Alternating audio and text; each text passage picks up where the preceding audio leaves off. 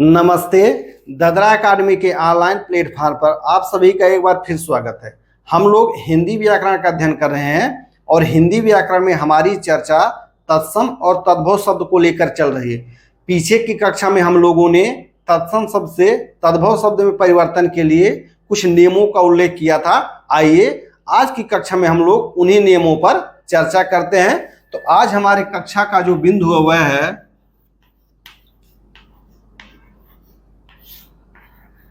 तत्सम शब्द से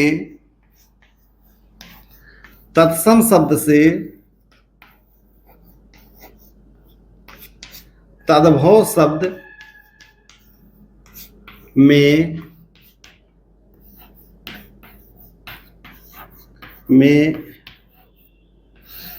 परिवर्तन के नियम। हम लोगों ने इन नियमों के विषय में इससे पूर्व की कक्षा में चर्चा कर लिया है। यदि आप लोग उस कक्षा को न देखे हों तो पहले उस कक्षा को देख लीजिए, क्योंकि इनसे संबंधित अवधारणा उसी कक्षा में है, तब इस कक्षा में आइए। अगर आप लोग देखें तो आइए कक्षा को शुरू करते हैं।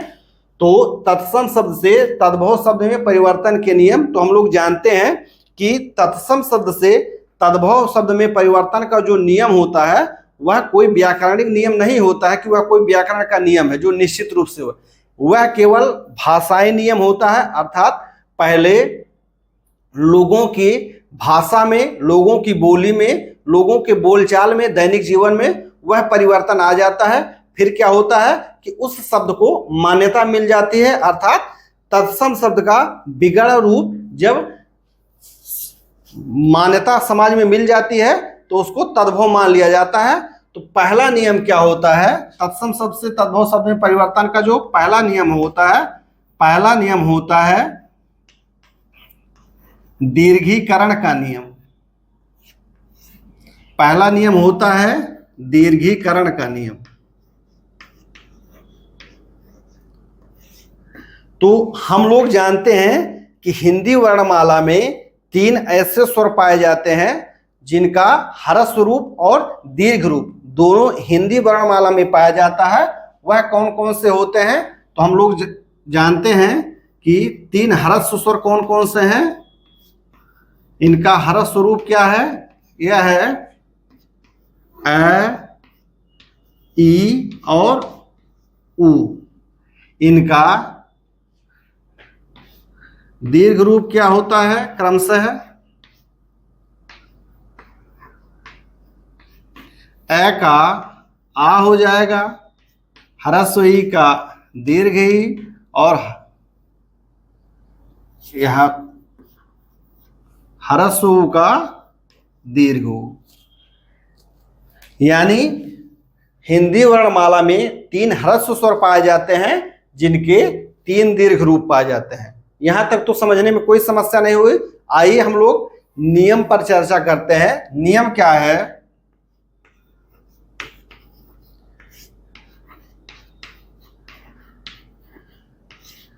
जिन तत्सम शब्दों का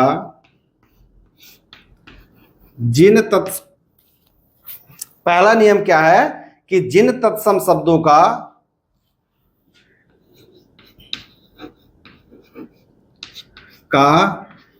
प्रथम वर्ण ह्रस्व स्वर के साथ होता है। पहला नियम क्या है कि जिन तत्सम शब्दों का प्रथम वर्ण ह्रस्व स्वर के साथ होता है तथा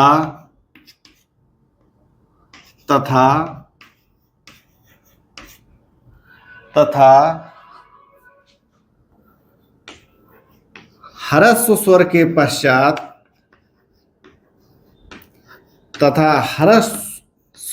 पश्चात कोई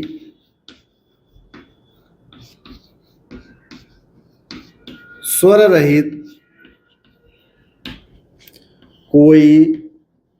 रहित व्यंजन होता है नियम क्या कह रहा है कि जिन तत्सम शब्दों का प्रथम वर्ण ह्रस्व स्वर के साथ होता है तथा ह्रस्व स्वर के पश्चात कोई स्वर रहित व्यंजन होता है, अर्थात कोई तत्सम शब्द रहे इसका प्रथम वर्ण क्या हो, ह्रस्व स्वर के साथ हो और ह्रस्व स्वर के पश्चात कोई स्वर रहित व्यंजन हो, तो क्या होता है, तो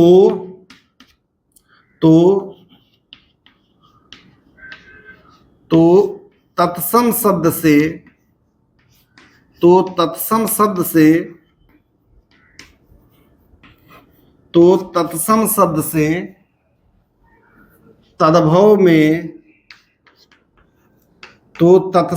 से तद्भव में परिवर्तन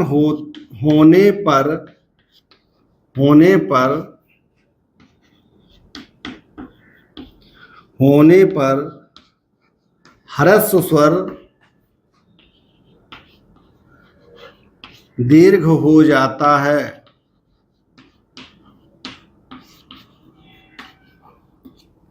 नियम को ध्यान से समझिए, क्योंकि यह नियम आप सभी के लिए एकदम नए नवेले हैं। पहला नियम क्या कह रहा है कि जिन तत्सम शब्दों का प्रथम वर्ण ह्रस्व स्वर के साथ होता है तथा ह्रस्व स्वर के पश्चात कोई स्वर रहित व्यंजन होता है, तो तत्सम शब्द से तद्भव शब्द में परिवर्तन होने पर तो तत्सम शब्द से तद्भव शब्द में परिवर्तन होने पर ह्रस्व स्वर क्या हो जाता है, दीर्घ हो जाता है। ह्रस्व स्वर क्या हो जाता है, दीर्घ हो जाता है। जैसे पहला उदाहरण हम लोग देख लेते हैं, हस्त। तत्सम शब्द में हस्त है के साथ कौन सा स्वर है, नियम देखिए कि जिन तत्सम शब्दों का प्रथम वर्ण ह्रस्व स्वर के साथ होता है, प्रथम वर्ण क्या है किसके साथ है, ह्रस्व स्वर के साथ है, तथा ह्रस्व स्वर के पश्चात कोई स्वर रहित व्यंजन होता है। अब ह्रस्व स्वर अ है, उसके साथ स्वर रहित व्यंजन दंत स है, तो तत्सम शब्द से तद्भव शब्द में परिवर्तन होने पर ह्रस्व स्वर दीर्घ हो जाता है। यह ह्रस्व स्वर अ किस में बदल जाएगा, आ में बदल जाएगा। हस्त से क्या बन जाएगा, हाथ बन जाएगा। अ किस में बदल गया, आ में बदल गया। इससे पूर्व की कक्षा में मैंने चर्चा किया था कि तत्सम शब्द से तद्भव में परिवर्तन होने पर एक या अधिक भाषाई नियम काम करते हैं। तो इसमें दो या तीन, इसमें लगभग 3 भाषाई नियम काम करते हैं। बाद में इसकी चर्चा करेंगे तो आप लोग समझ पाएंगे। उसी प्रकार से हस्त से क्या बना, हाथ। मस्तक से क्या बना, माथा। अभी केवल इसी नियम पर आप लोग ध्यान दीजिए। हस्त से क्या बना, हाथ। मस्तक से क्या बना, माथा। तीसरा उदाहरण देख लेते हैं, जिह्वा से क्या बनता है, जीभ। ह्रस्व ही है, परिवर्तित किस में हो जा रहा है, दीर्घ में परिवर्तित हो जा रहा है।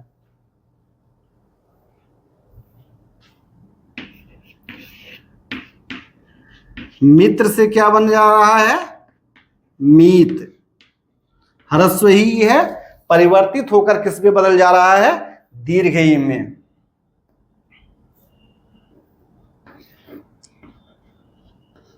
पुत्र से क्या बन जा रहा है, पूत। आप लोग नियम पर देखिए, जिन तत्सम शब्दों का प्रथम वर्ण ह्रस्व स्वर के साथ होता है, यानी प्रथम वर्ण यहां सब देख लीजिए ह्रस्व स्वर के साथ है तथा ह्रस्व स्वर के पश्चात कोई स्वर रहित व्यंजन होता है। इसमें देखिए सब में स्वर रहित व्यंजन है। तो तत्सम शब्द से तद्भव शब्द में परिवर्तन होने पर ह्रस्व स्वर क्या हो जाता है, दीर्घ स्वर में बदल जाता है। दीर्घ स्वर में बदल जाता है। उसी प्रकार से हस्त का हाथ, मस्तक का माथा, पुत्र का पूत। उसी प्रकार से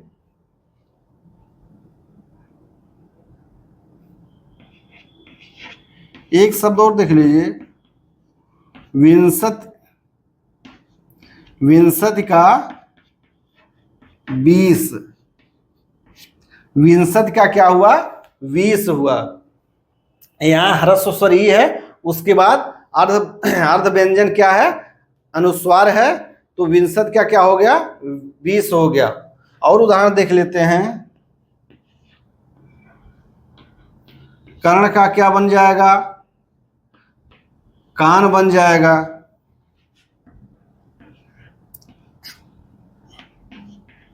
शिक्षा का क्या बन जाएगा, सीख बन जाएगा। उम्मीद है आप लोग इस नियम को समझ पा रहे होंगे।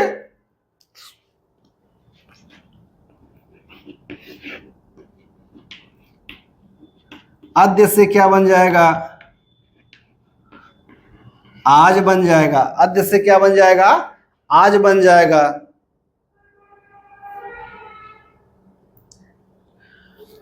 पहला क्या है, दीर्घीकरण का नियम। हम लोग जानते हैं कि हिंदी में 3 ऐसे ह्रस्व स्वर होते हैं जिनका दीर्घ रूप पाया जाता है। वह कौन कौन से हैं, अ है, ई है, उ है। उनका दीर्घ रूप क्या है, आ है, दीर्घ ई है, दीर्घ उ है।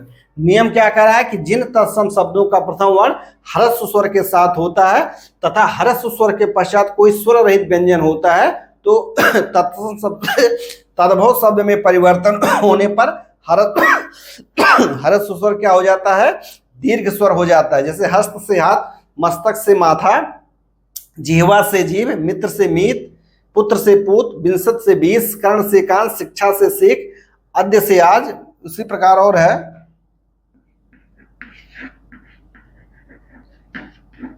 भिक्षा से भीख।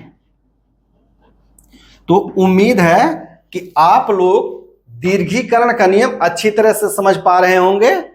हम लोग जानते हैं कि ऐसी स्थिति में हम क्या देख रहे हैं कि ह्रस्व स्वर के पश्चात एक अर्ध व्यंजन होता है, लेकिन तत्सम से तद्भव शब्द बनते समय क्या होता है कि उस वर्ण का लोप हो जाता है। यानी किसी न किसी वर्ण का क्या होगा, इसमें लोप होगा। जैसे देखिए, इसमें सबसे विंशत है, इसका अनुस्वार क्या होता है, वहां गायब हो जाता है, और भी गायब हो जाते हैं।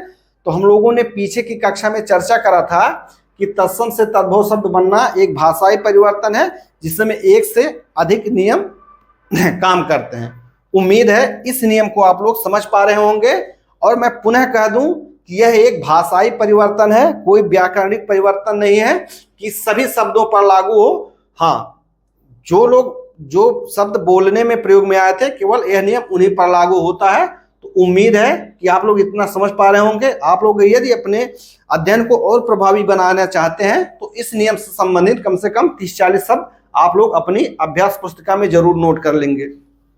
आइए हम लोग दूसरे नियम पर चर्चा करते हैं।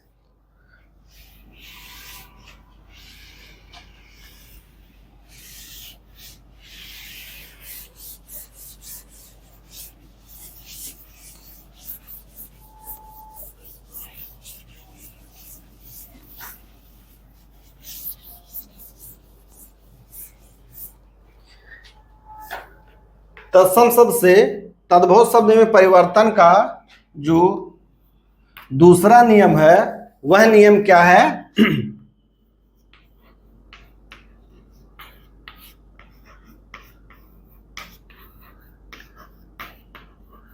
ध्वनि परिवर्तन का नियम।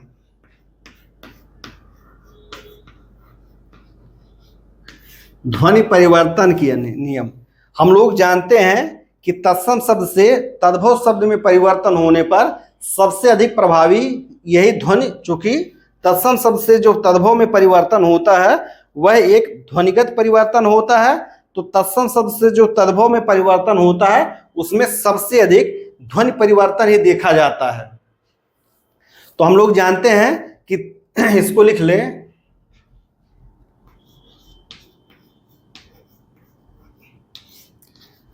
तत्सम शब्द की कुछ ध्वनियां, तत्सम शब्द की कुछ ध्वनियां तद्भव शब्द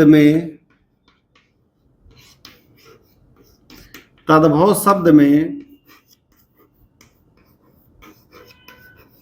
परिवर्तित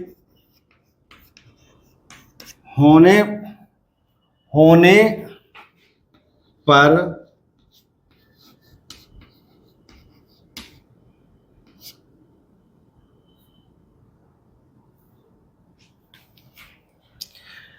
तत्सम शब्द की कुछ ध्वनियां तद्भव शब्द में परिवर्तित हो जाती हैं। यानी तत्सम शब्द की कुछ ध्वनियां हैं जो तद्भव शब्द में आते आते परिवर्तित हो जाती हैं।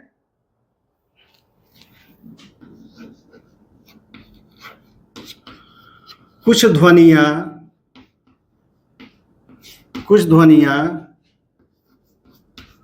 प्रायः तो कुछ ध्वनियां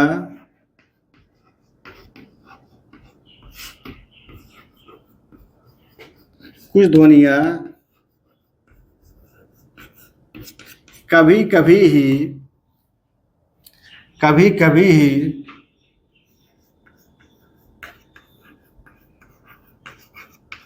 परिवर्तित होती हैं। ध्वनि परिवर्तन का नियम क्या है कि तत्सम शब्द की कुछ ध्वनियां तद्भव शब्द में परिवर्तित हो जाती हैं।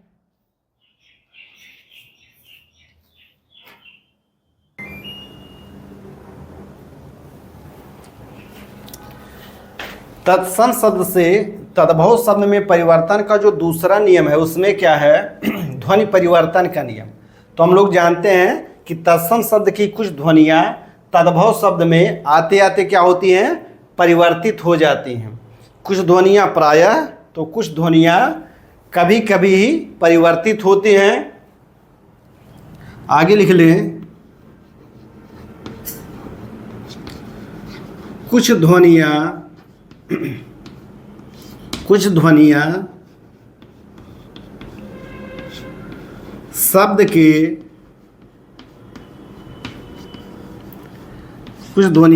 शब्द के प्रारंभ में तो कुछ ध्वनियां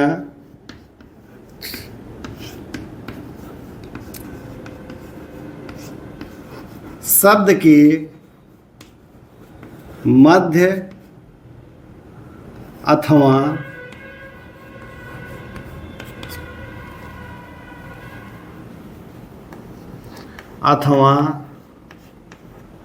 अंत में परिवर्तित होती हैं।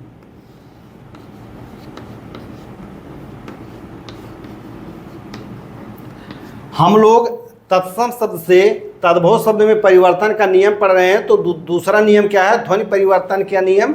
ध्वनि परिवर्तन का नियम क्या कह रहा है कि तत्सम शब्द की कुछ ध्वनियां तद्भव शब्द में आते आते, यहां लिख लीजिए, तद्भव शब्द में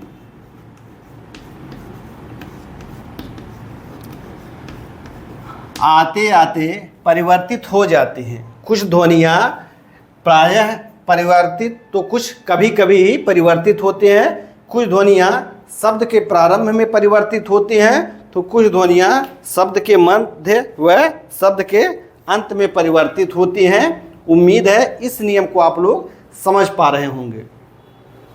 उदाहरण देख लेते हैं। उदाहरण है, पहला उदाहरण है यह का। यह यदि तत्सम शब्द के प्रारंभ में या मध्य में या अंत में भी यह रहे तो यह क्या होता है, यह तद्भव शब्द में परिवर्तित होते होते यह किस में परिवर्तित हो जाता है, जय में। उदाहरण इसका देख लेते हैं। जैसे तत्सम शब्द में यव है जो तद्भव बनते बनते किस में परिवर्तित हो जाता है, जौ में परिवर्तित हो जाता है। यही क्या है, ध्वनि परिवर्तन का नियम है। हम लोग जानते हैं कि ध्वनि क्या होते हैं, यह ध्वनियों का जो लिखित रूप होता है वह क्या होता है, वर्ण होता है। तो ध्वनि परिवर्तित होते हैं अर्थात वर्ण में परिवर्तन हो जाता है। तो दूसरा नियम क्या है, ध्वनि परिवर्तन का नियम क्या करा कि तत्सम शब्द की कुछ ध्वनियाँ तद्भव शब्द में आते आते परिवर्तित हो जाती हैं। कुछ ध्वनियाँ प्रायः तो कुछ ध्वनियाँ कभी कभी भी बदलते हैं। कुछ ध्वनियाँ जैसे प्रायः बदल जाती हैं, लेकिन कुछ ध्वनियाँ क्या होती हैं, केवल कभी कभी निश्चित स्थितियों में बदलती हैं। कुछ ध्वनियाँ शब्द के प्रारंभ में, तो देखिए यह कहाँ परिवर्तित हो गया? शब्द के प्रारंभ में। तो कुछ ध्वनियाँ शब्द के मध्य अथवा अंत में परिवर्तित होती हैं। जैसे य का परिवर्तन किस में हुआ? ज में। य क्या बन गया? जौ में। उसी प्रकार एक शब्द है यंत्र, यह किस में बदल जाता है? जंतर, या कहीं कहीं पर यह जंत्र भी लिखा रहता है। यंत्र किस में बदल जाता है? जंत्र में या जंतर में। उसी प्रकार से कार्य है, यह किस में बदल जाएगा? यह किस में बदल जाएगा? जय में। यह कहाँ बदल जाएगा? जय में, काज में।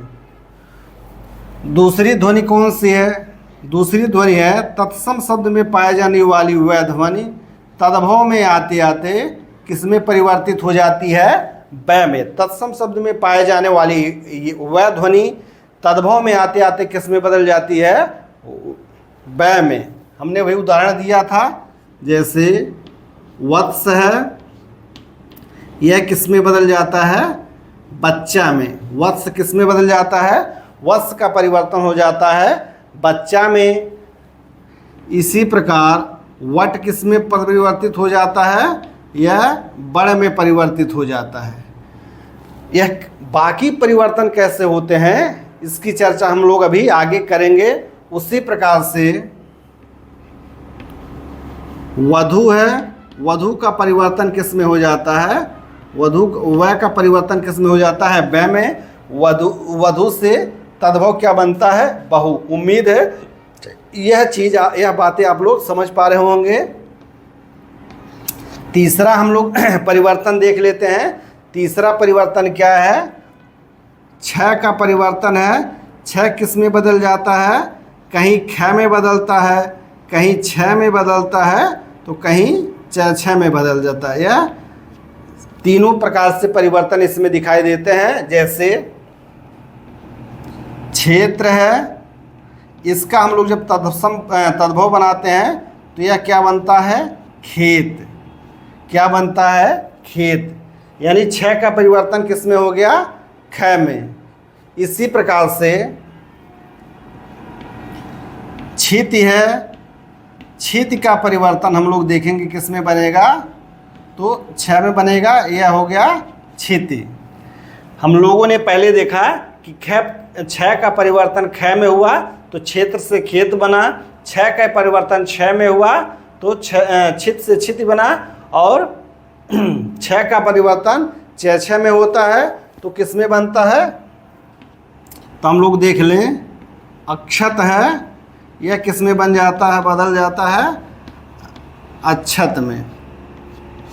तो उम्मीद है कि आप लोग समझ पा रहे होंगे। हम यहाँ थोड़े थोड़े उदाहरण से नियम को समझा दे रहे हैं। बाकी हम लोग जब तत्सम शब्द और तद्भव शब्द को उदाहरण सहित लिखेंगे तो वहाँ काफ़ी उदाहरण आ जाएंगे। तो देखिए, च का परिवर्तन ख में भी होता है, छ में होता है, और छ में भी होता है। चौथा हम लोग परिवर्तन देख लें। या का परिवर्तन ज में, व का परिवर्तन ब में, छ का परिवर्तन ख, छ या छ ज में। उसके बाद अगला परिवर्तन हम लोग देख लेते हैं। त्र का परिवर्तन किस में हो जाता है? तय में। त्र का परिवर्तन किस में हो जाता है? तय में हो जाता है। जैसे शब्द है त्रिलोक, यह क्या बन जाता है? यह बन जाता है त्रिलोक। त्रिलोक किस में बदल जाता है? त्रिलोक का तद्भव जो होता है वह होता है त्रिलोक। उसी प्रकार से त्रुटि, त्रुटि का जो तद्भव होता है वह टूट होता है। यानी कहीं कहीं पर तय क्या होता है? त्रुटि का, यहाँ त्रुटि को दूसरे नियमों में हम लोग चल,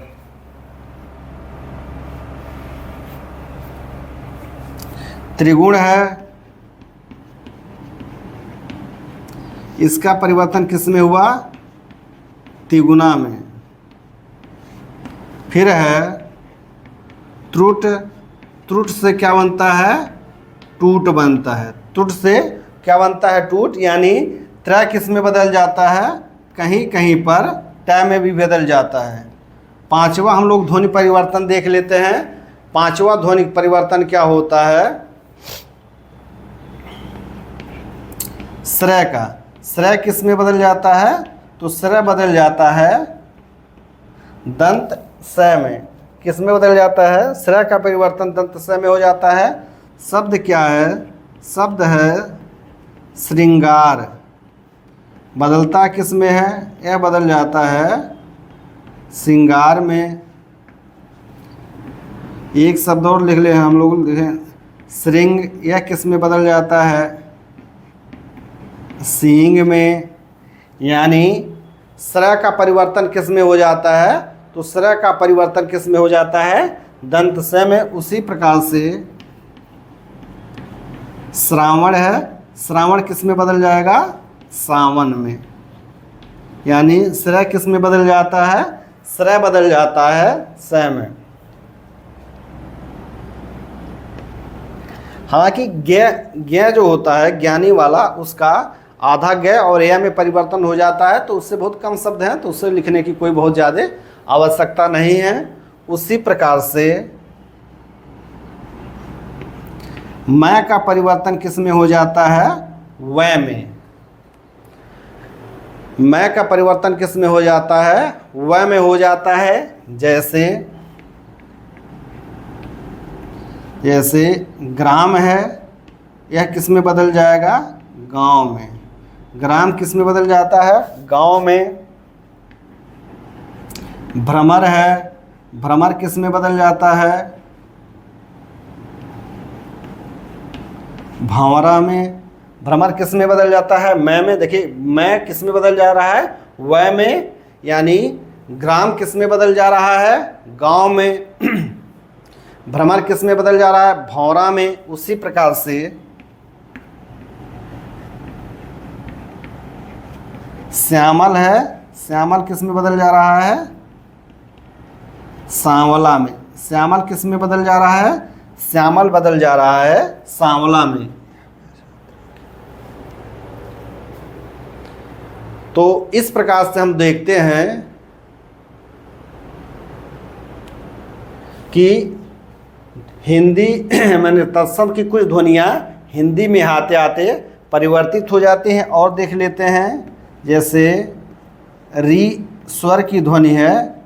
री स्वर की जो ध्वनि है वह हिंदी में आते आते चार रूपों में बदल जाती है। या तो री रूप में बदल जाएगी, या तो ई रूप में बदल जाएगी, या ऊ रूप में बदल जाएगा, या अर रूप में बदल जाएगा। किस किस रूप में री स्वर बदल जाता है? री में, ई में, ऊ में, या अर में। जैसे संस्कृत में ऋष लिखा हुआ है, हिंदी में आते आते यह ऋषि यानी री के रूप में आ जाता है। किसके रूप में आ जाता है? री के रूप में आता है। उसी प्रकार से कृत है, यहाँ री किस में बदल जाएगा?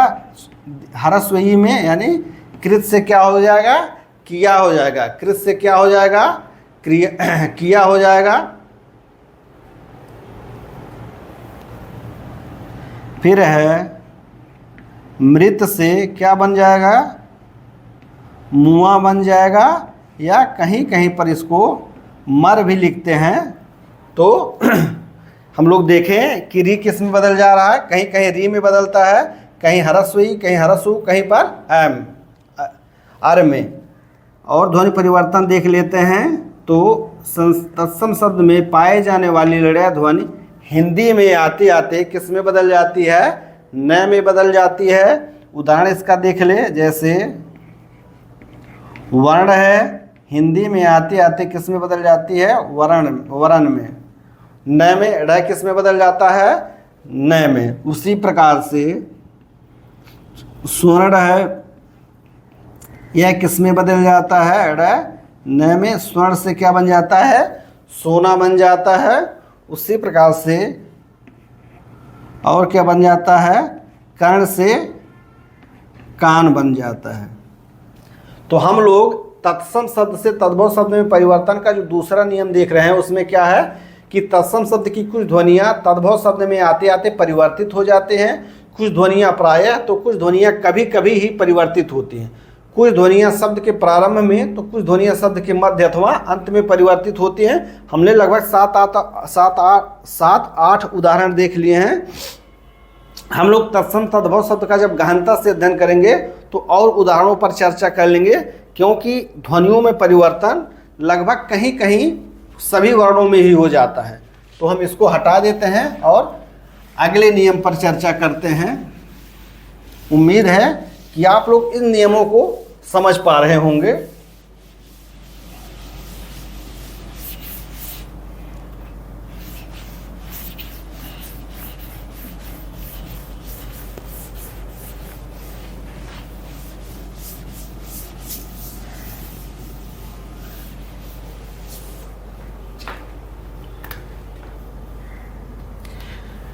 तत्सम से तद्भव शब्द बनने का जो तीसरा नियम है वह है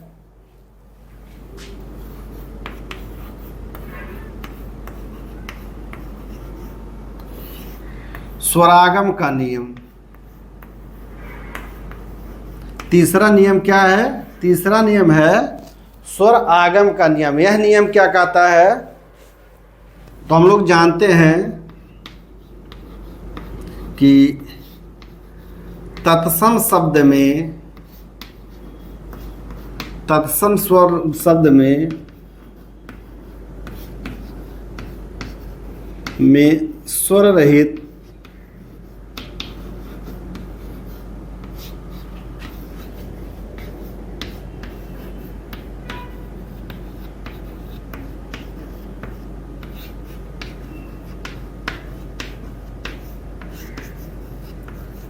हम जानते हैं कि तत्सम शब्द में स्वर रहित व्यंजन की क्या होती है? बहुलता होती है।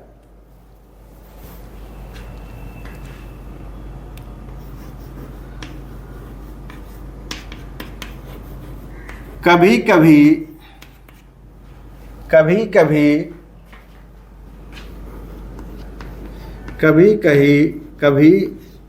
तत्सम से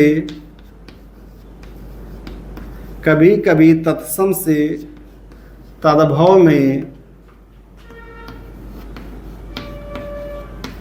कभी तत्सम से तद्भव में आते आते, तत्सम शब्द में स्वर रहित व्यंजन की बहुलता होती है। कभी कभी तत्सम से तद्भव में आते आते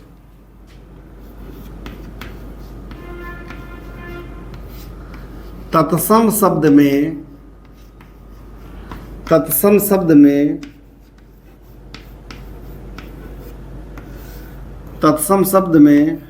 उच्चारण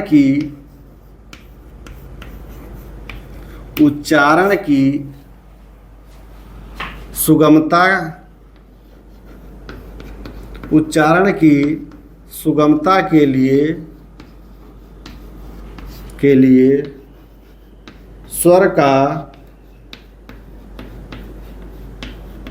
स्वर का आगमन हो जाता है।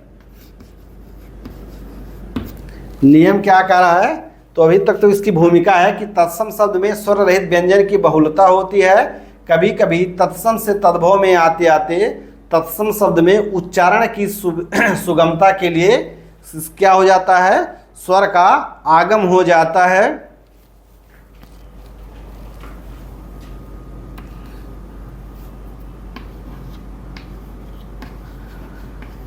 तद्भव शब्द में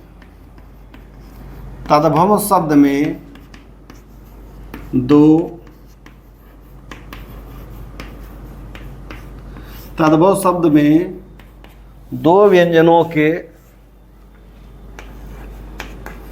बीच स्वर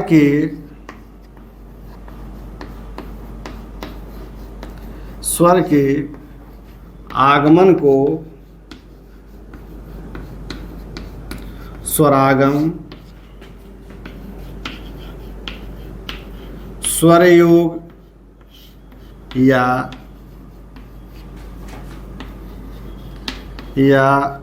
स्वर भक्ति कहा जाता है। नियम क्या कह रहा है कि तत्सम शब्द में स्वर रहित व्यंजन की बहुलता होती है। कभी कभी तत्सम से तद्भव में आते आते तत्सम शब्द में उच्चारण की सुगमता के लिए स्वर का आगमन हो जाता है। तद्भव शब्द में दो व्यंजनों के बीच स्वर के आगमन को स्वरागम, स्वर योग या स्वर भक्ति कहा जाता है। जैसे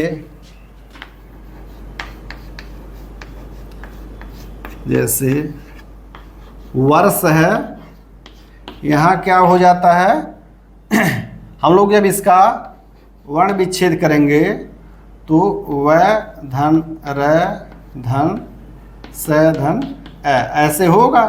तो क्या होता है, यह किस में बदल जाता है, यह बन जाता है बरस में। यानी यहाँ र स्वर रहित है, यहाँ क्या हो जाता है, दो व्यंजनों के मध्य क्या हो जाता है, स्वर का आगम हो जाता है। तो वर्ष से क्या बन जाता है, वर्ष से बन जाता है बरस। वर्ष से क्या बन जाता है, वर्ष से बन जाता है बरस। कार्य से क्या बन जाता है, कार्य से बन जाता है कारज। वर्ष से वर्ष, कार्य से कारज। सूर्य से क्या बन जाता है, सूरज। यानी यहाँ स्वर रहित रह है, यहाँ स्वर सहित रह आ जाता है।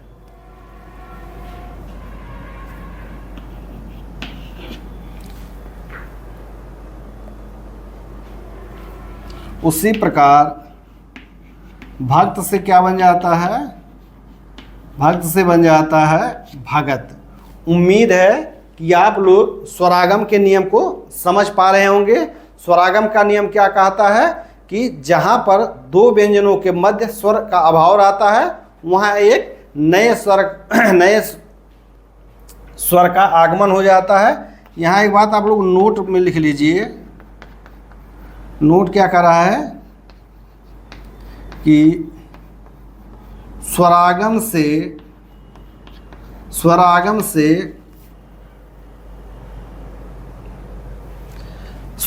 से प्रायः क्या होता है,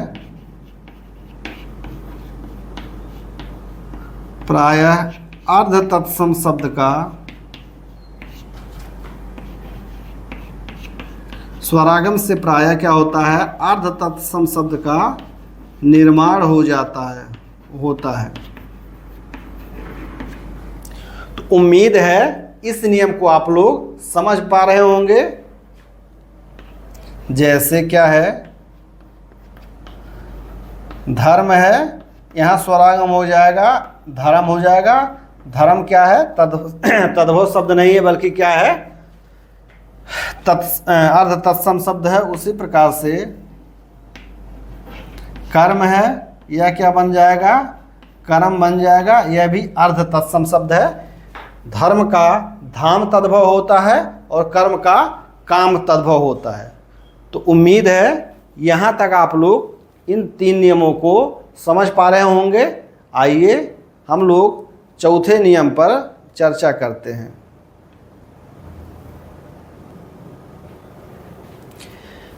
तत्सम शब्द से तद्भव शब्द में परिवर्तन का जो चौथा नियम है वह है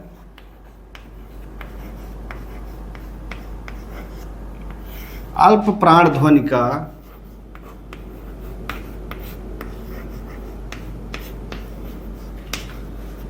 महाप्राणीकरण।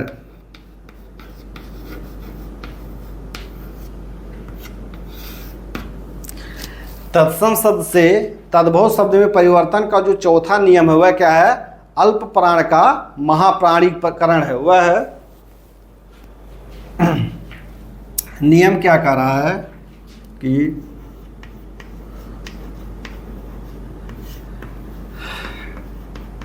तत्सम शब्द से तद्भव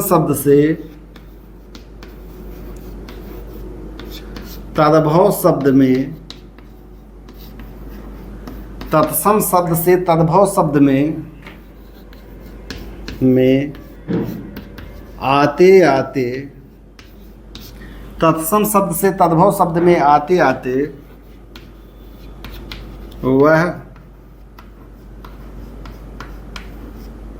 वह अल्प प्राण ध्वनि, वह अल्प प्राण ध्वनि महाप्राण ध्वनि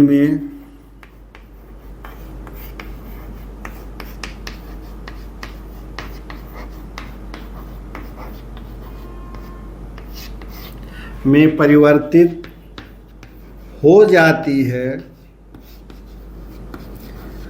अल्प प्राण ध्वनि का महाप्राणीकरण क्या होता है कि तत्सम शब्द से तद्भव शब्द में आते आते, तत्सम शब्द से तद्भव शब्द में आते आते वह अल्प प्राण ध्वनि महाप्राण ध्वनि में बदल जाती है।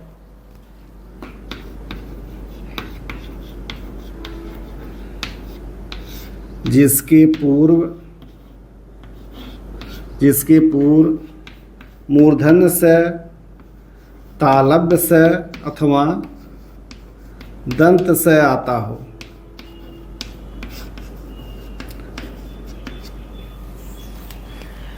तत्सम शब्द से तद्भव शब्द में आते आते वह अल्प प्राण ध्वनि महाप्राण ध्वनि में परिवर्तित हो जाती है या बदल जाती है, जिसके पूर्व स्वर रहित सकार आता हो, अर्थात जिसके पूर्व मूर्धन्य से, तालव्य से अथवा दंत से आता हो। हम लोग जानते हैं कि अल्प प्राण ध्वनि कौन कौन सी होती है। अल्प प्राण ध्वनि कौन कौन सी होती है? तो वर्ग की पहली, तीसरी, पांचवी ध्वनि, वर्ग की पहली, तीसरी और पांचवी ध्वनि अल्प प्राण होती है, जबकि महाप्राण ध्वनि कौन कौन सी होती है?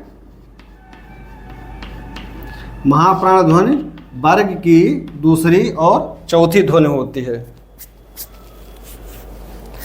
तो इसमें नियम क्या कर रहा है कि तत्सम शब्द से तद्भव शब्द में आते आते वह अल्प प्राण ध्वनि महाप्राण ध्वनि में परिवर्तित होती है, जिसके पूर्व स्वर रहित सकार आता हो, अर्थात जिसके पूर्व स्वर रहित मूर्धन्य से, तालव्य से या दंत से आता हो। जैसे उदाहरण देख लीजिए, पहला है हस्त। हस्त, इसमें क्या होता है?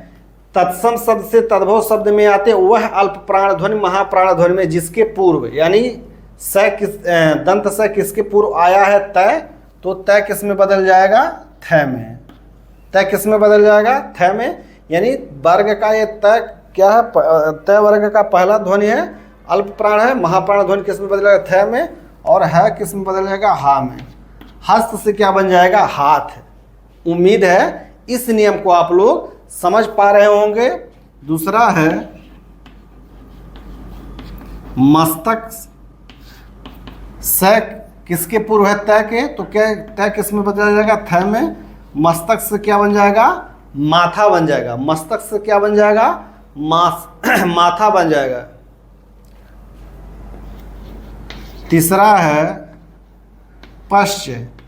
छ क्या इसमें बदल जाएगा? छ में। या क्या बदल जाएगा? पश्च से पाछा। पश्च से क्या बन जाएगा? पाछा बन जाएगा।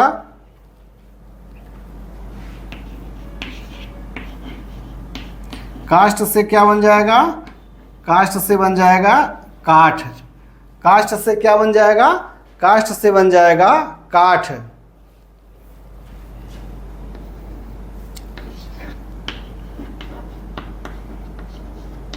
अंगुष्ठ से क्या बन जाएगा?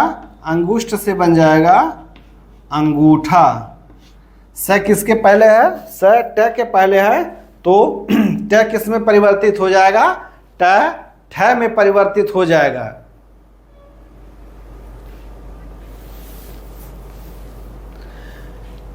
उम्मीद है आप लोग इस नियम को समझ पा रहे होंगे कि तत्सम शब्द से तद्भव शब्द में आते आते वह अल्प प्राण ध्वनि महाप्राण ध्वनि में परिवर्तित हो जाती है, जिसके पूर्व स्वर रहित सकार हो, अर्थात जिसके पूर्व तीनों से में से कोई भी आता हो। यहाँ नोट में लिख लीजिए, नोट में क्या है, यदि स के पूर्व महाप्राण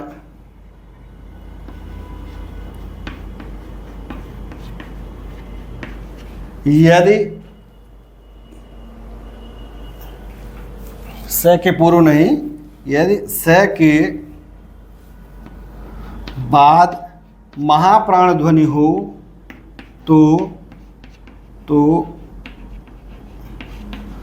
अन्य ध्वनि में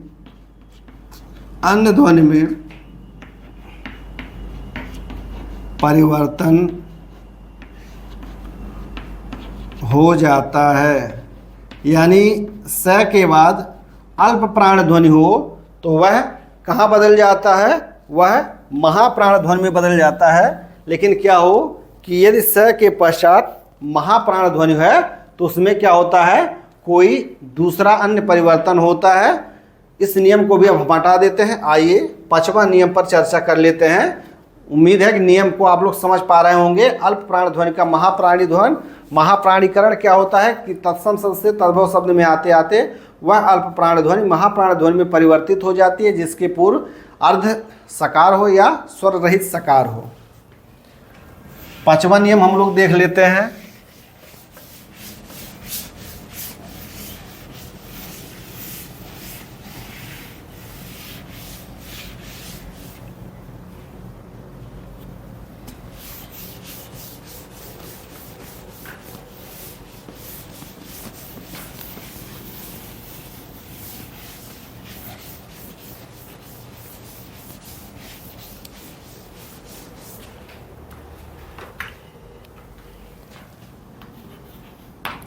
पांचवा नियम क्या है,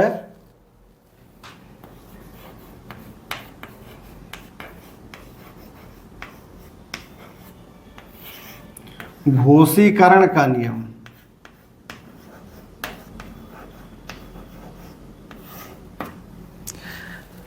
पांचवा नियम क्या है, पांचवा नियम है कि घोषीकरण का नियम क्या है। क्या यह नियम क्या कहता है कि यदि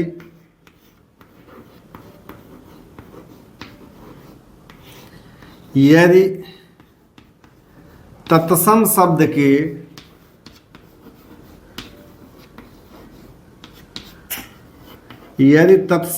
के मध्य अथवा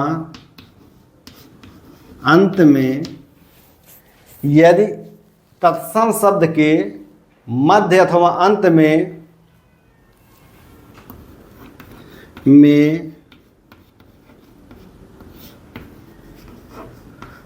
अघोष ध्वनि हो तो, यदि तत्सम शब्द के मध्य अथवा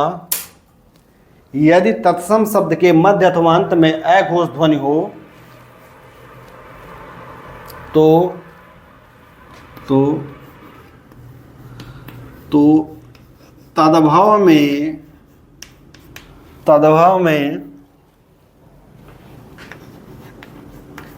तद्भव में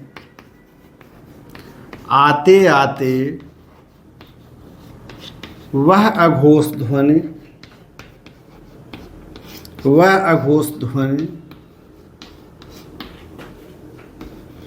अपने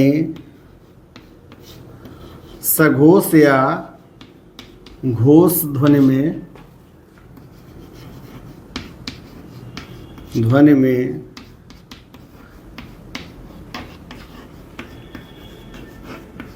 में परिवर्तित हो जाती है।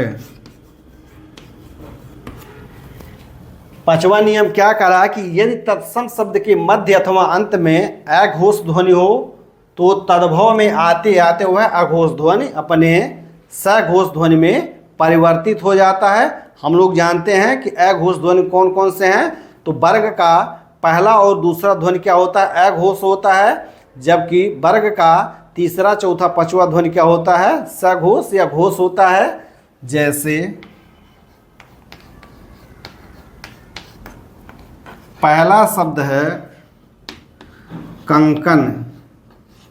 कंकन तद्भव में आते आते किस में बदल जाता है? क्या किस में बदल जाता है? ग में, यानी क अपने घोष ध्वनि ग में बदल जाता है। कंकन किस में बदल जाता है?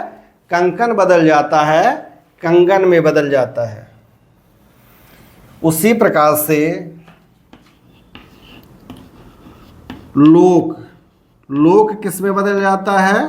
लोक ग में। क्या किस में बदल जाता है? ग में। नियम क्या कह रहा है कि यदि तत्सम शब्द के मध्य अथवा अंत में अघोष ध्वनि हो तो तद्भव में आते आते वह अघोष ध्वनि अपने सघोष ध्वनि में परिवर्तित हो जाती है। उसी प्रकार से और उदाहरण देख लें। साक है, यह किस में बदल जाएगा? साग में। क्या किस में बदल जाएगा? ग में। पुनः मैं दोहरा दे रहा हूं कि मैंने कई बार इस बात का उल्लेख किया है कि भाषाई परिवर्तन में शब्द में एक से अधिक परिवर्तन हो जाते हैं। फिर क्या है? साक किस में बदल गया? साग में। साक किस में बदल गया? तो साग बदल गया साग में।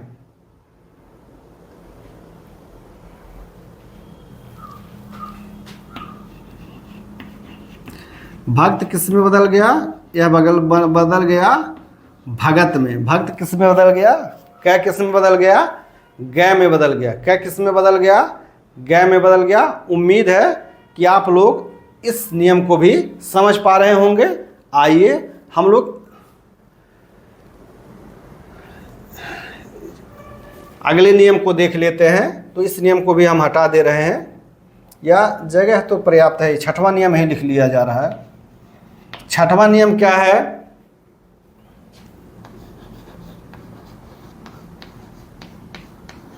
महाप्राण का है परिवर्तन। महाप्राण का है परिवर्तन। यह नियम क्या कह रहा है?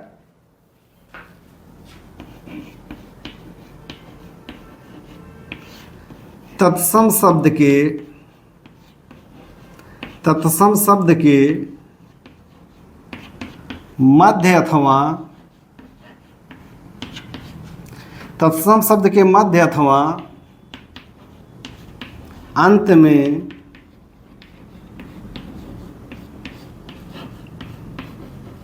आने वाली महाप्राण का है परिवर्तन। नियम क्या कह रहा है कि तत्सम शब्द के मध्य अथवा अंत में आने वाली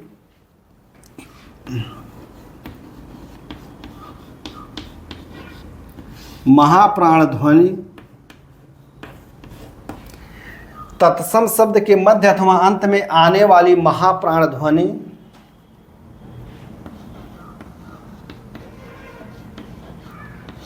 तद्भव में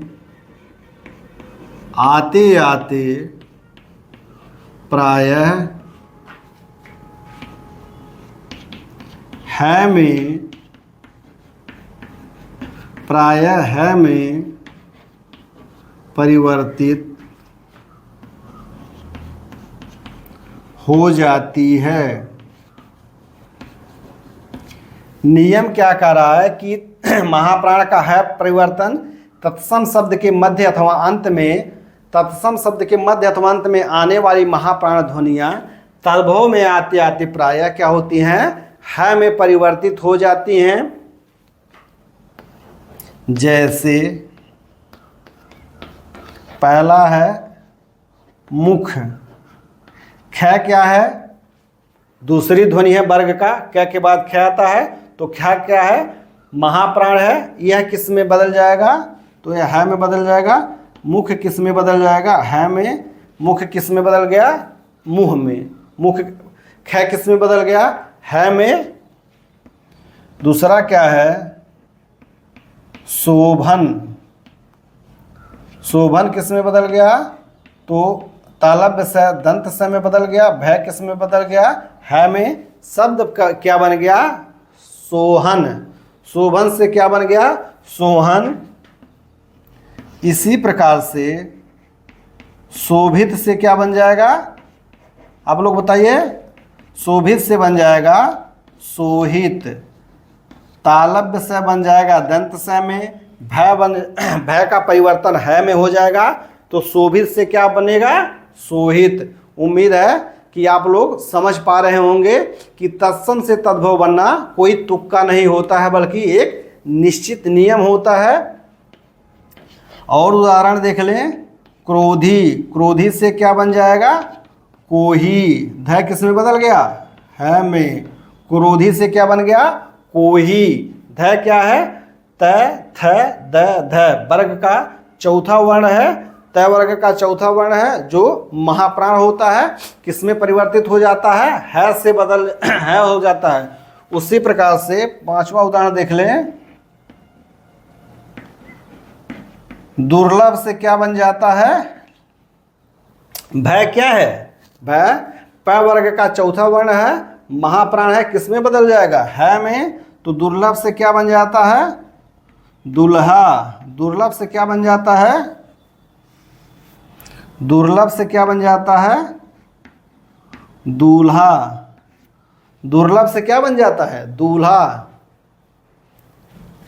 और उदाहरण देख ले,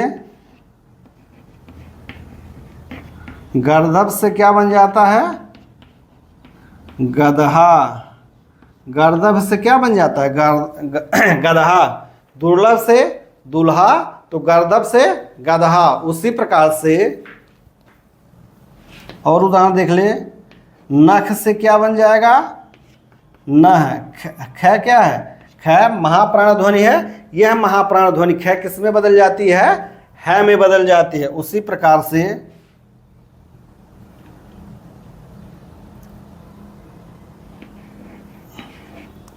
लाख का घर यानी लाक्षागृह बना था, यह किस में बदल जाता है, लाह में। लाख किस में बदल जाता है, लाख बदल जाता है में, लाह। उम्मीद है कि घोषीकरण का नियम और महाप्राण का है परिवर्तन नियम आप लोग समझ पा रहे होंगे। आइए तो हम लोग इसको हटा देते हैं और सातवें नियम पर चर्चा करते हैं। तो हम इसको हटा दे रहे हैं, आप लोग इसको नोट कर लीजिए।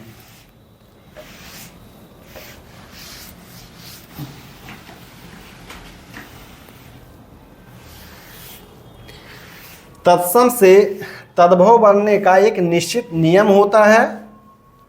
ऐसा नहीं होता है कि हम लोग जब हजारों शब्द हैं तत्सम से तद्भव परिवर्तन का, तो हम सबको याद कर सकते हैं।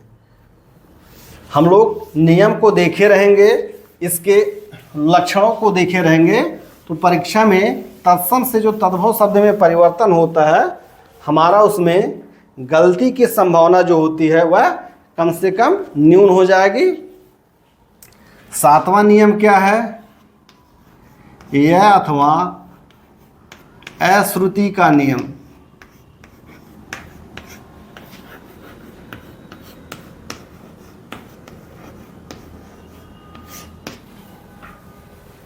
यह अथवा अश्रुति का नियम, यह नियम क्या है, यदि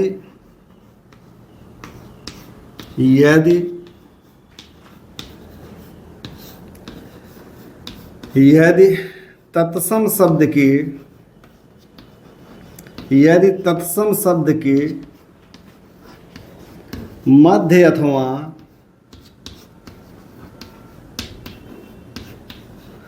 अंत में, यदि तत्सम शब्द के मध्य अथवा अंत में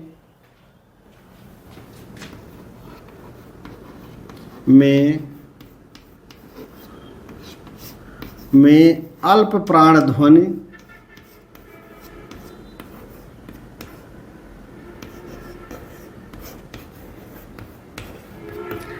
यदि तत्सम शब्द के मध्य अथवा अंत में अल्प प्राण ध्वनि आती है तो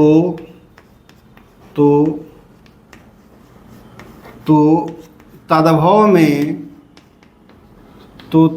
में आते आते तो तद्भव में आते आते वह अल्प प्राण ध्वनि य अथवा ऐ में सुनाई पड़ती है। यह श्रुति का नियम क्या है कि यदि तत्सम शब्द के मध्य अथवा अंत में अल्प प्राण ध्वनि आती है तो तत्सम से तद्भव में आते आते वह अल्प प्राण ध्वनि या अथवा अ में सुनाई पड़ती है, यानी अ का श्रुति होता है, सुनाई पड़ता है। जैसे जैसे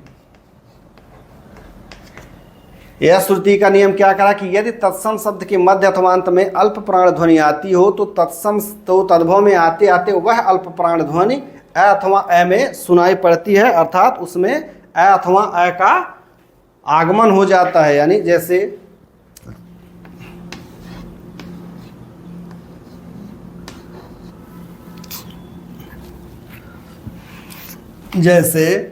पहला उदाहरण है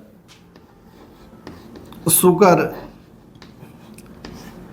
हिंदी में आते आते यह किसमें सुनाई देता है? सुअर में। सुकर किसमें सुनाई देता है? सुकर है हाँ सुकर। सुकर किसमें सुनाई देता है? तो सुकर सूअर में सुनाई देता है। दूसरा है शब्द है श्रृंगाल। यह किसमें सुनाई देता है? श्रृंगाल सुनाई देता है सियार में। यानी क किसमें सुनाई दे रहा है? यहाँ आ में। ग किसमें सुनाई दे रहा है? यहाँ य में। यही क्या है? अश्रुति का नियम है। और देख लेते हैं, तत्सम में काक है। हिंदी में तद्भव में आते आते क किसमें सुनाई दे रहा? आ में। काक किसमें बदल गया? आ में। किसमें हो गया? काक से क्या बन गया? कौवा। तत्सम शब्द में तोता के लिए सुख होता है। तद्भव शब्द में आते आते तालव्य से किसमें बदल जाता है? दंत से में। क किसमें बदल गया? अ में। सुख से क्या बन गया? सुगा। जब वो जिसे कहीं कहीं पर सुग्गा भी कहा जाता है, तो यह चूंकि क्षेत्र के आधार पर भी तद्भव शब्द का निर्माण होता है, तो कहीं कहीं पर सुख या सुग्गा भी कहते हैं।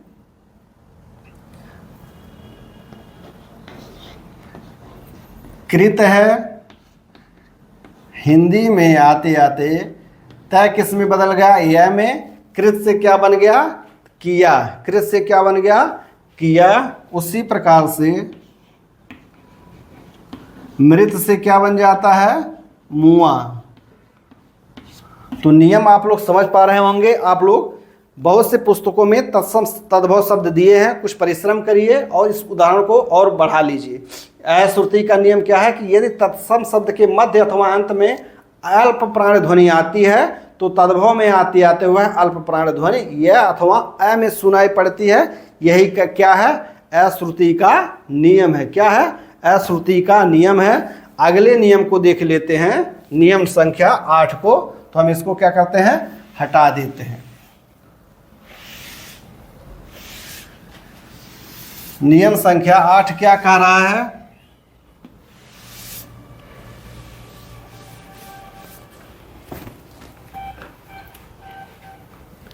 नियम संख्या 8 कह रहा है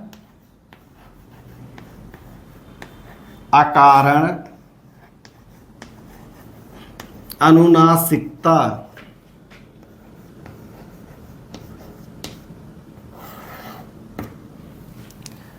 आठवां नियम क्या कह रहा है? अकारण अनुनासिकता। हम लोग जानते हैं कि संस्कृत की ध्वनियों में या तत्सम शब्द की ध्वनियों में अनुनासिकता का पूर्णतया क्या होता है? अभाव होता है। पूर्णतया क्या होता है? अभाव होता है।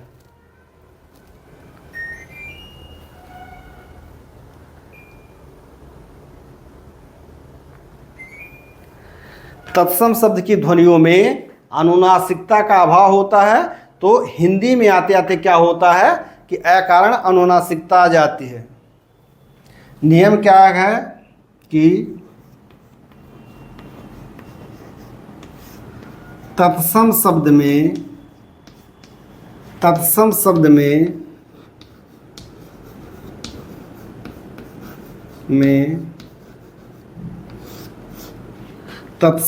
में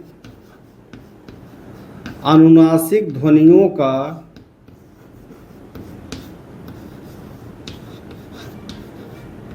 पूर्णतः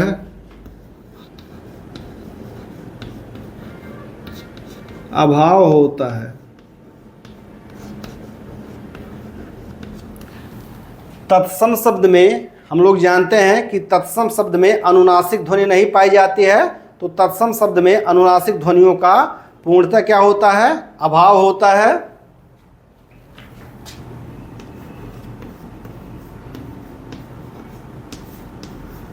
तत्सम शब्द की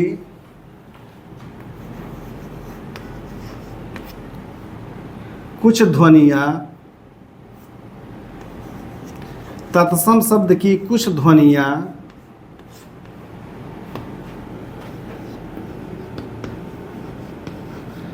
तो तत्सम शब्द की कुछ ध्वनियाँ तद्भव में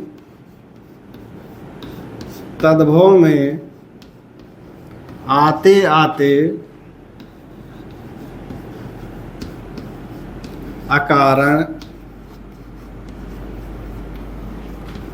अनुनासिक हो जाती हैं।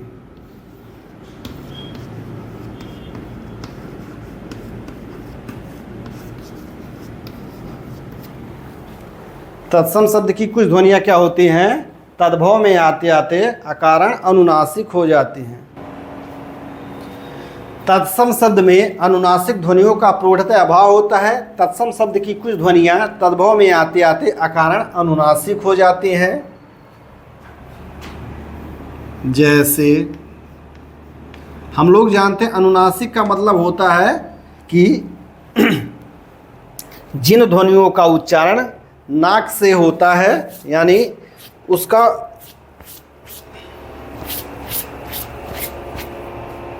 नाक का उसको आप लोग चंद्रबिंदु से समझ लीजिए कि तत्सम शब्द में अनुनासिक ध्वनियों का पूर्णतः अभाव होता है। तत्सम शब्द की कुछ ध्वनियाँ तद्भव में आते आते अकारण क्या हो जाती हैं, अनुनासिक हो जाती हैं। जैसे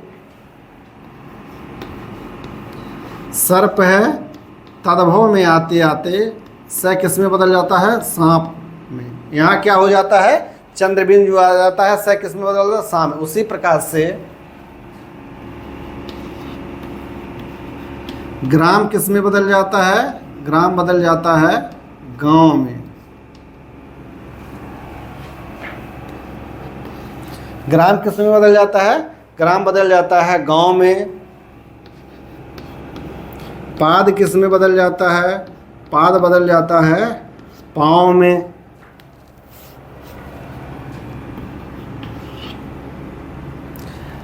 सर्प सांप में, ग्राम गांव में, पाद पाँव में।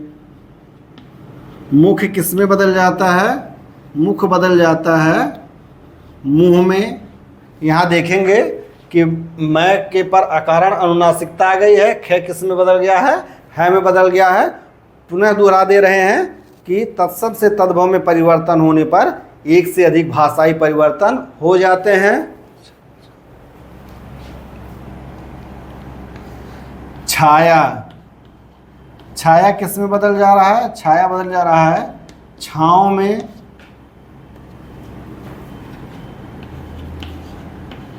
पक्ष किस में बदल जा रहा है, पक्ष बदल जा रहा है पाँख में।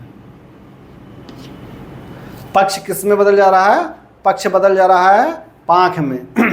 उम्मीद है कि इस नियम को भी आप लोग समझ पा रहे होंगे। आइए हम लोग नियम संख्या 9 पर चर्चा कर लेते हैं। नियम संख्या 9 क्या कह रहा है,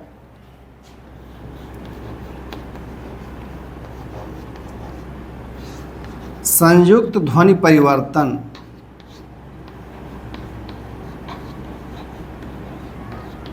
पांचवा नियम क्या कह रहा है? पांचवा नियम कह रहा है संयुक्त ध्वनि परिवर्तन। यह नियम क्या कह रहा है कि तत्सम शब्द की कुछ संयुक्त ध्वनियाँ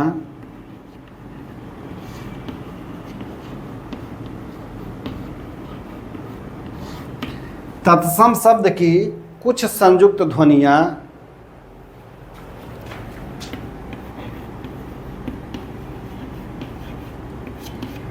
तद्भव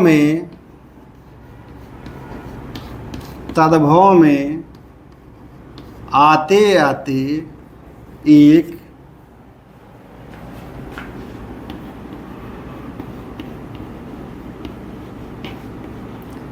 निश्चित परिवर्तन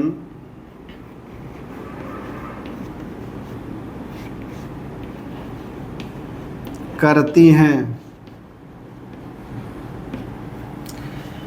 संयुक्त ध्वनि परिवर्तन क्या होता है कि तत्सम शब्द की कुछ संयुक्त ध्वनियां तद्भव में आते आते एक निश्चित परिवर्तन करते हैं। हम लोग नियम नंबर 2 जो देखे हैं ध्वनि परिवर्तन, यह उसी का कह लीजिए विस्तृत रूप है। जैसे उसमें हम लोगों ने 2-3 ध्वनियाँ देखा था, यहाँ हम लोग देख लेते हैं। जैसे देय ध्वनि है, देय ध्वनि है। देय ध्वनि किस में बदल जाता है? जय में। देय ध्वनि किस में बदल जाता है?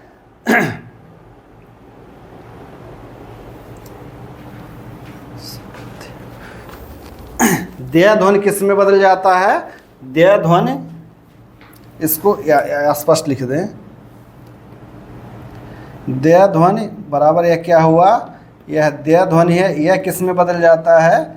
जय में बदल जाता है। जैसे पहला उदाहरण है वाद्य। वाद्य किस में बदल जाता है? वाद्य बदल जाता है बाजा में। वाद्य किस में बदल जाता है? वाद्य बदल जाता है बाजा में। विद्युत किस में बदल जाता है? तो विद्युत बदल जाता है बिजली में। विद्युत किस में बदल जाता है? बिजली में।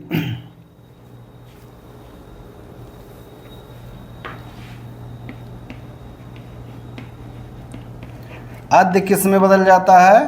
तो अद्य बदल जाता है आज में। यह हो गया पहला ध्वनि। दूसरा ध्वनि हुआ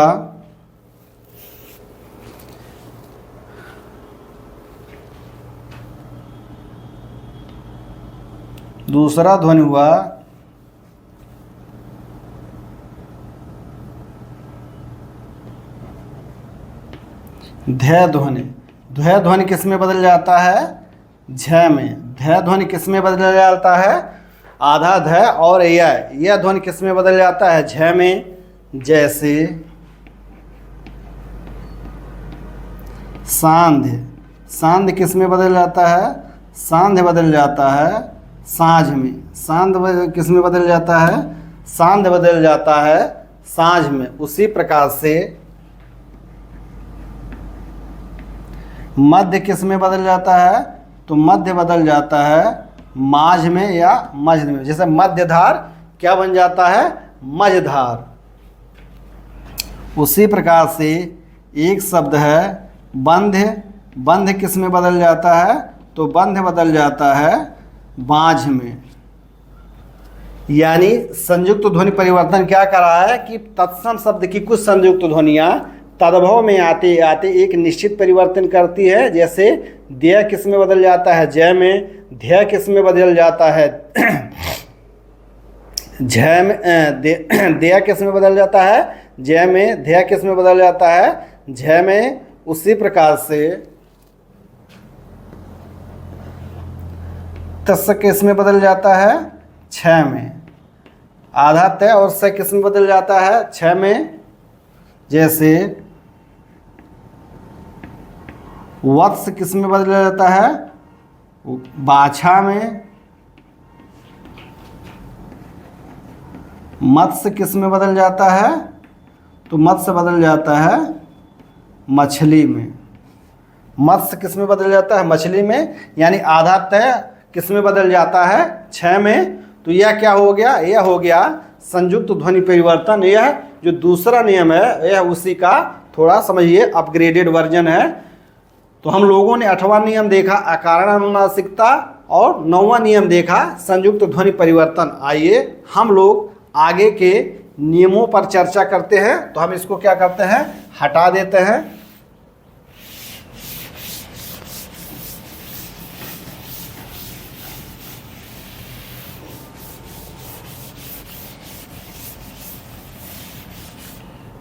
अगला नियम है स्वर ह्रास का नियम।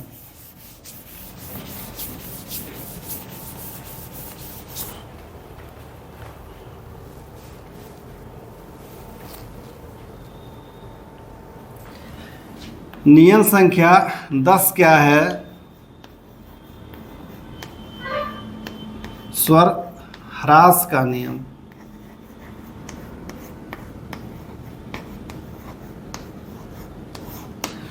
स्वर से आप लोग समझ पा रहे होंगे कि स्वर वर्ण की बात हो रही है और ह्रास का मतलब होता है कम होना।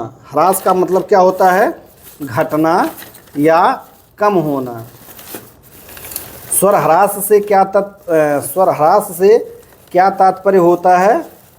तो जहाँ पर स्वर का ह्रास हो जाए या स्वर कम हो जाए उसे स्वर ह्रास कहते हैं।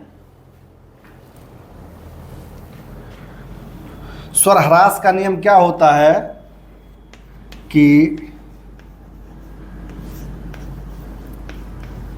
तत्सम शब्द से तद्भव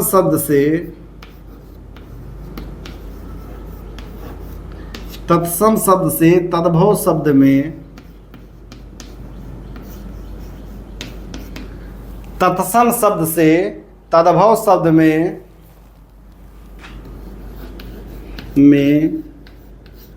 आते आते तत्सम शब्द से तद्भव शब्द में आते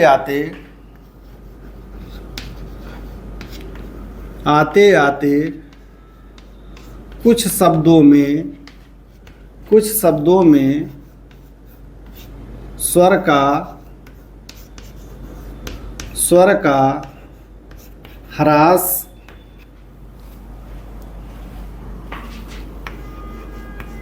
कुछ शब्दों में स्वर का ह्रास हो जाता है।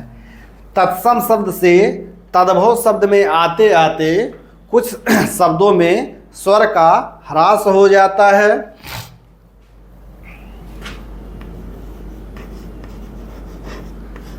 दीर्घ स्वर का ह्रास ह्रस्व स्वर में। दीर्घ स्वर का ह्रास किस में होता है? ह्रस्व स्वर में होता है। तो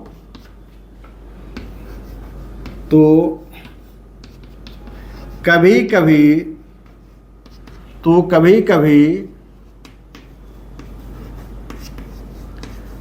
ह्रस्व स्वर का क्या होता है? ह्रस्व स्वर का लोप हो जाता है।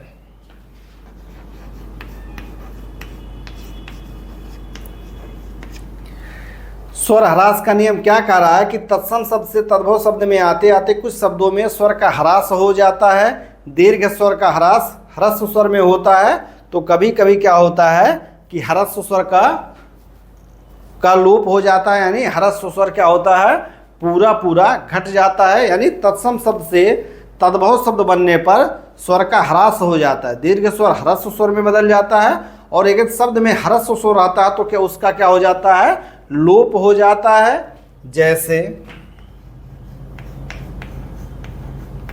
जैसे पहला उदाहरण है आभीर।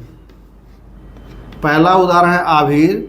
तत्सम शब्द है, तद्भव आते आते अ किस में बदल जाता है में, आ किस में बदल जाता है में, और भय किस में परिवर्तित हो जाता है में। तो आभीर से क्या बन जाता है? आभीर से बन जाता है अहीर।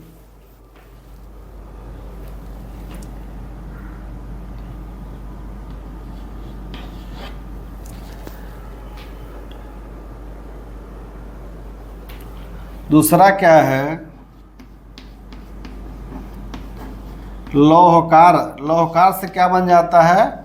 लौहकार से बन जाता है लोहार। और से क्या बन जा रहा है? ओ बन जा रहा है। और से क्या बन जा रहा है? ओ बन जा रहा है। यानी आभीर से क्या बन जा रहा है? अहीर। लौहकार से क्या बन जा रहा है? लोहार।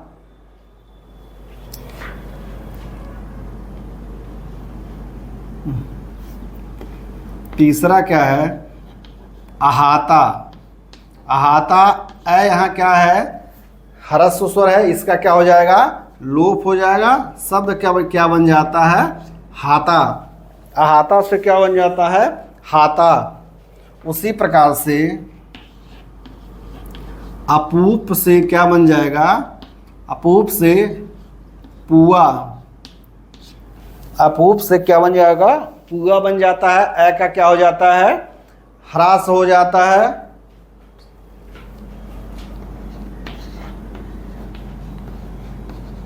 अर्घट से क्या बन जाता है? अर्घट से बन जाता है रहट। यानी यहां पर भी क्या होता है? यहां पर भी क्या होता है? ए का ह्रास हो जाता है। तो इस नियम को आप लोग पुनः देख लीजिए। स्वर ह्रास का नियम क्या कर रहा है कि तत्सम शब्द से तद्भव शब्द में आते आते कुछ शब्दों में स्वर का ह्रास हो जाता है। दीर्घ स्वर का ह्रास ह्रस्व स्वर में हो जाएगा, तो कभी कभी ह्रस्व स्वर का क्या हो जाता है? लोप हो जाता है। और उदाहरण, इसके संबंधित उदाहरण आप लोग पुस्तकों में देख लीजिएगा। हम लोग आइए अगले नियम पर चर्चा करते हैं। तो अगला नियम क्या कहता है? हम इसको हटा दे रहे हैं क्योंकि कक्षाएं बहुत लंबी हो जा रही हैं, इसलिए प्रत्येक उदाहरण को यहाँ लिखना संभव नहीं है। आप लोग नियम लिखिए और उसके नीचे कम से कम 4 या 5 लाइन रखिए और पुस्तकों से छांट करके उसके उदाहरण यहाँ लिख लीजिए। इससे आपका अध्ययन काफ़ी प्रभावी ढंग से हो जाएगा।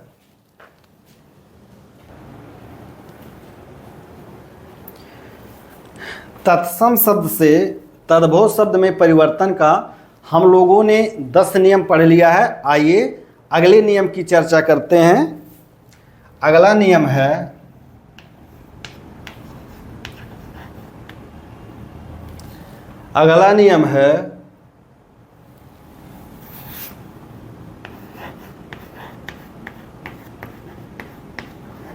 वर्णागम का नियम।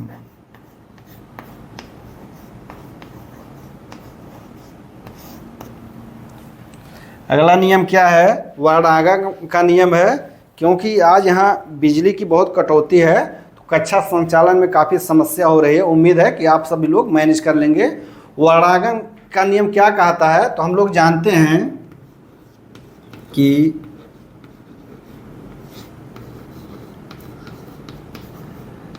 तत्सम शब्द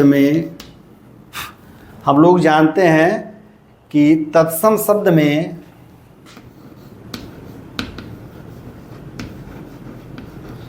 संयुक्ताक्षर की बहुलता होती है।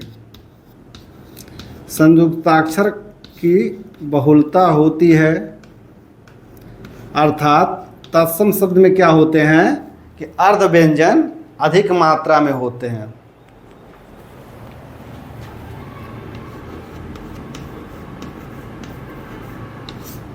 तत्सम शब्द की तत्सम शब्द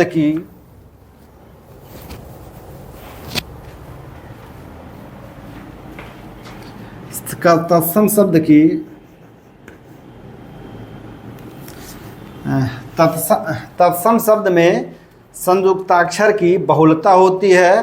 तत्सम शब्द से लिखिए, तत्सम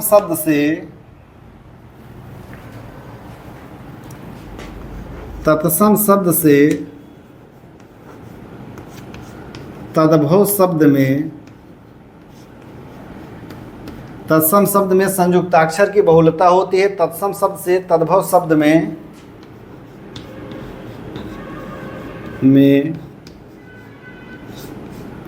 परिवर्तन होने पर,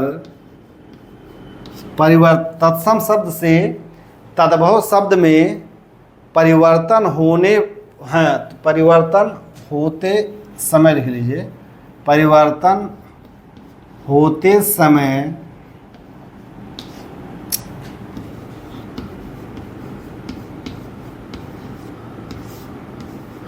उच्चारण की सुगमता से, उच्चारण की सुगमता के लिए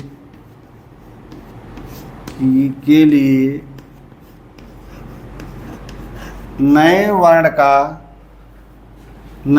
का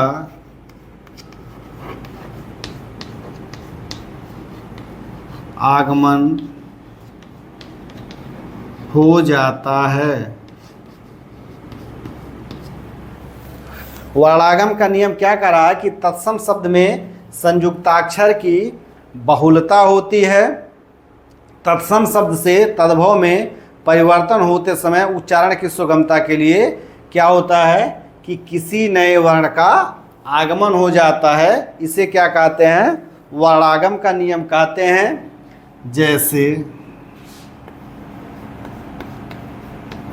जैसे एक शब्द है साप, इसका तद्भव शब्द है शराप। एक वर्तनी श्राप इस रूप में प्रचलित है। यह शब्द वर्तनी की दृष्टि से गलत है। श्राप शब्द का श्राप कोई भी शब्द नहीं होता है। दूसरा उदाहरण हम लोग देख लें। पूर्व है, यह क्या बदल जाता है? पूरब। यहाँ क्या होता है? यहाँ पर स्वर का आगम हो जाता है, जबकि यहाँ र व्यंजन का आगम हो जा रहा है।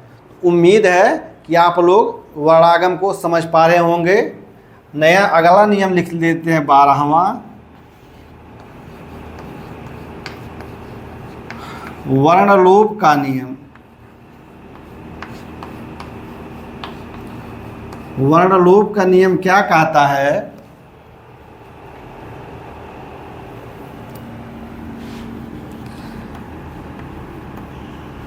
तत्सम शब्द से तद्भव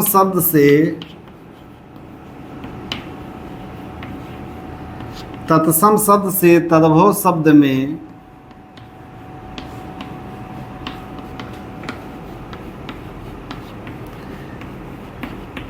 तत्सम शब्द से तद्भव शब्द में परिवर्तन होते समय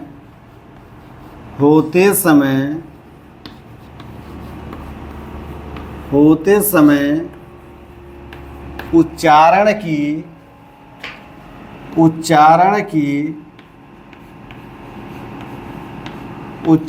की सुगमता के लिए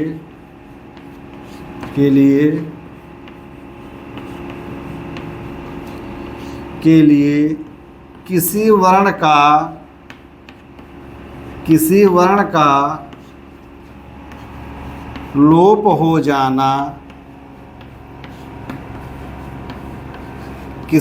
का लोप हो जाना, वर्णलोप कहा जाता है।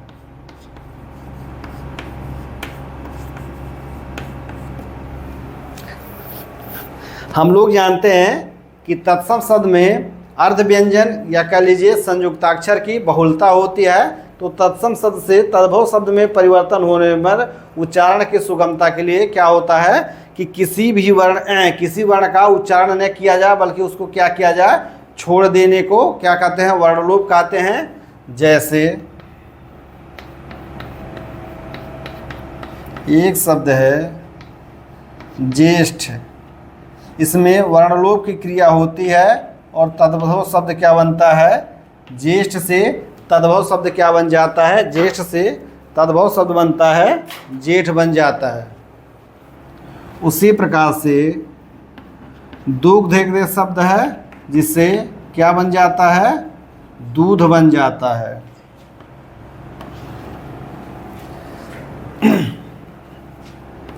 श्रेष्ठ है, तद्भव शब्द इसका क्या बन जाता है, सेठ बन जाता, श्रेष्ठ से क्या बन जाता है, सेठ बन जाता है।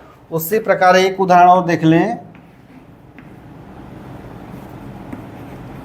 हृदय तत्सम शब्द है, इसका तद्भव क्या बन जाता है, ही बन जाता है, तद्भव शब्द बन जाता है।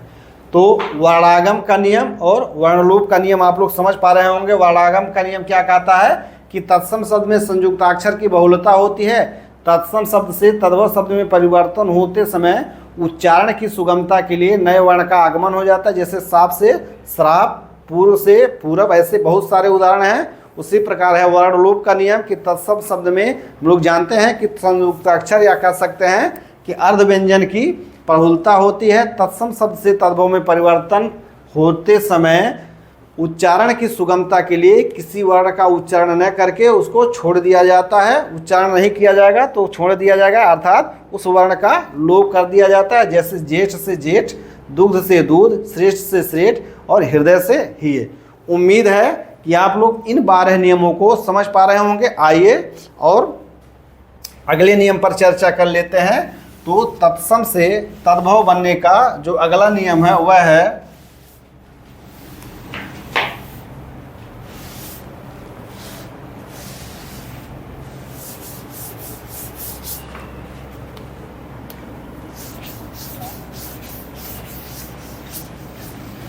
तत्सम शब्द से तद्भव शब्द बनने का जो अगला नियम है वह है नियम नंबर 13। वह है वर्ण विपर्यय का नियम।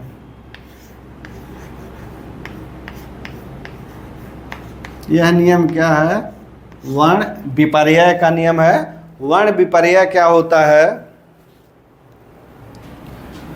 इसको लिख लीजिए।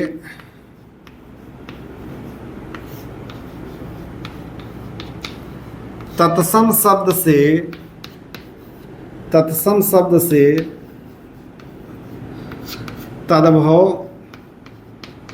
शब्द में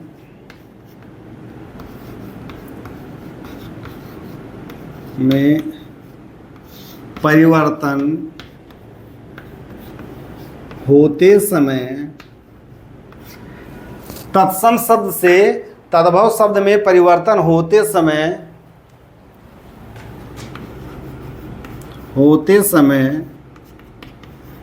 कभी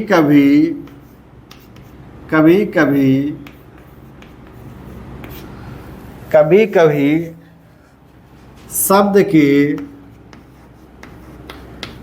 क्या होता है, शब्द के वर्णों का क्रम, कभी शब्द के वर्णों का क्रम बदल जाता है। तत्सम शब्द से तद्भव शब्द में परिवर्तन होते समय कभी कभी क्या होता है कि वर्णों का क्रम बदल जाता है। वर्ण परिवर्तन की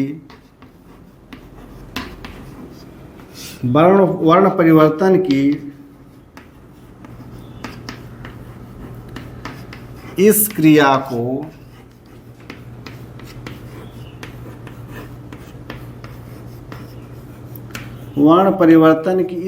को वर्ण विपर्यय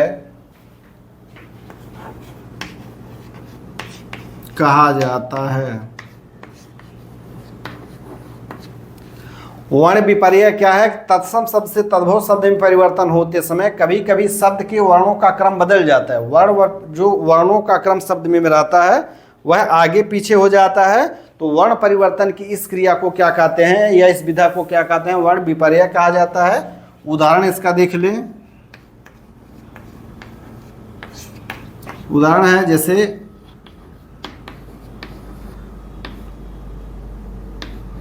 अंगुली, जैसे तत्सम यहाँ दीर्घ कर लीजिए।